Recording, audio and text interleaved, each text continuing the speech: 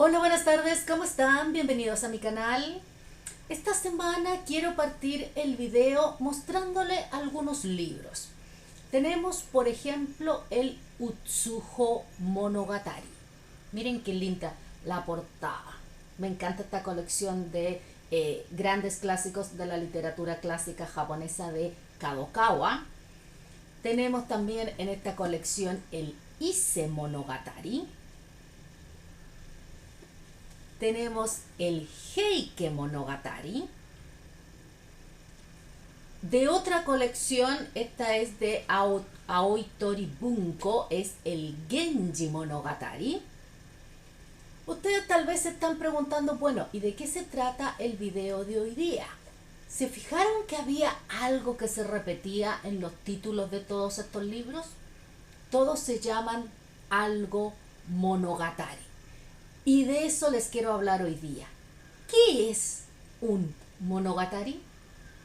El problema con el término monogatari, que lo encontramos como pudieron ver en textos muy distintos, es que se puede ver de dos formas. Se puede ver como género literario propiamente tal, pero también se puede ver simplemente por lo que la palabra significa. Así que hoy día lo vamos a analizar desde estos dos puntos de vista para que cuando ustedes se enfrenten a la literatura japonesa, no exclusivamente la clásica, porque es un término que se sigue utilizando hasta el día de hoy. De hecho, hay una serie de manga, anime muy famosa que utiliza el término monogatari, así que es algo que está todavía vigente. Puedan entender un poco mejor a qué se refiere en cada circunstancia cuando se usa esta palabra. Primero vamos a aclarar el concepto monogatari. Está formado por dos kanjis. El primero, mono, significa cosa. Y el otro, que es gatari, viene del verbo kataru, que es contar, contar una historia. Por lo tanto, monogatari es algo que se cuenta. Lo podríamos traducir como cuento, historia, etcétera. Por lo tanto, la palabra se puede usar con ese concepto y eso significa que cualquier cosa que queramos contar, si queremos decir, por ejemplo, la historia de Juanito, podríamos decir Juanito Monogatari y se entendería con ese sentido. Pero por otra parte tenemos el género literario que es el monogatari. La palabra se comienza a utilizar, ya mirándola desde un punto de vista de análisis literario, hace mucho tiempo y por lo tanto se asignó originalmente a los cuentos ficticios. Se considera que el primer monogatari que se escribió en Japón fue el Taketori Monogatari o el cuento de El cortador de bambú, cuya historia principal es la de la princesa Kaguya. ¿Ya? Así que muchas veces escuchamos ese cuento con ese nombre, el cuento de la princesa Kaguya o el Kaguya Hime no Monogatari. Volvemos a encontrar la palabra ahí. El Genji Monogatari también es un monogatari porque es una historia ficticia. Hikaru Genji, el protagonista, no existe. Ninguno de los personajes que salen en la novela existe. Ahora, ¿me escucharon decir recién novela? Sí, si lo analizamos desde un punto de vista moderno y haciendo un análisis comparativo, se considera el Genji Monogatari la primera novela que se escribió en el mundo. Pero por allá, por el siglo X, cuando se escribió, el concepto de novela no existía y por lo tanto se le llamó un monogatari, era un cuento ficticio. Así que originalmente como género literario nace con este sentido, el de cuentos ficticios.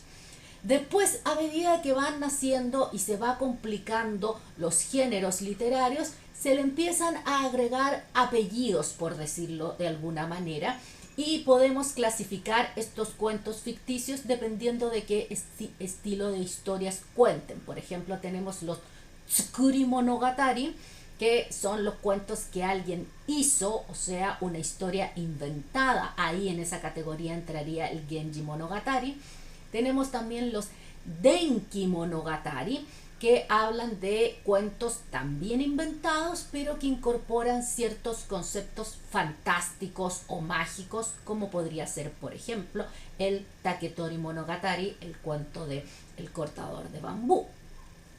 También nació, y ya es un género literario aparte, el Uta Monogatari, que tiene como prefijo este uta. Uta significa poema, y por lo tanto los Uta Monogataris son historias, básicamente antologías poéticas que utilizan la prosa como contexto para el poema.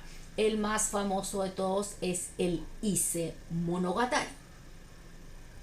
Si avanzamos en los siglos y por supuesto en el desarrollo literario, nos aparece el Gunki, la crónica guerrera. Hay algunos que la llaman Gunki Monogatari, ¿ya? Que sería como cuentos épicos, por llamarlo de alguna manera, pero básicamente el género literario es Gunki solamente. Así que ahí nos encontramos, por ejemplo, con el Heike Monogatari, que una vez más también utiliza el título, o más bien la palabra, en el título de Monogatari.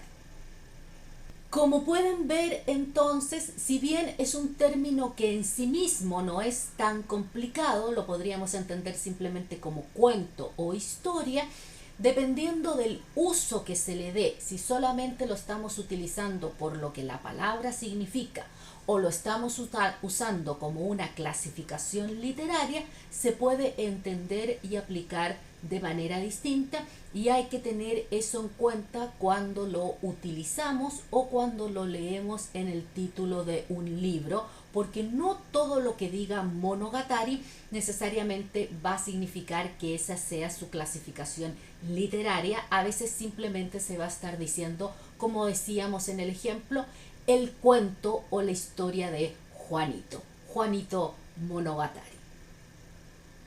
Bueno, y con eso entonces voy cerrando el tema de hoy día dedicado al Monogatari. Espero les haya gustado, les haya servido para profundizar su conocimiento y entender mejor la literatura japonesa. Déjenme en los comentarios si les quedó alguna duda, si quieren saber sobre algún otro género literario o concepto en particular del cual tengan dudas o preguntas. Por supuesto, si les gustó este video, regálenme su like, compártanlo con todo el mundo. Y antes de hacer el saludo final, quiero hacer una pequeña aclaración. Hay dos obras que muchas veces se analizan e incluso se leen en manera conjunta, como son el Makura no Soshi, el libro de la almohada de Seisho Nagon, y el Genji Monogatari de Murasaki Shikibu, pero no son el mismo género literario. El Genji Monogatari, como dijimos, es un monogatari, un cuento ficticio. Podemos incluso ser más específicos y decir un Tsukuri Monogatari, mientras que el Makura no Soshi es un suihitsu, una crónica autobiográfica ensayística, y por lo tanto habla de hechos y personajes históricos, cosas que sucedieron. Así que ahí hay una gran diferencia entre uno y otro. Ahora sí, me despido por hoy día. Que tengan una hermosa semana y nos vemos el próximo martes con nuevo contenido. Que estén muy bien. Bye bye.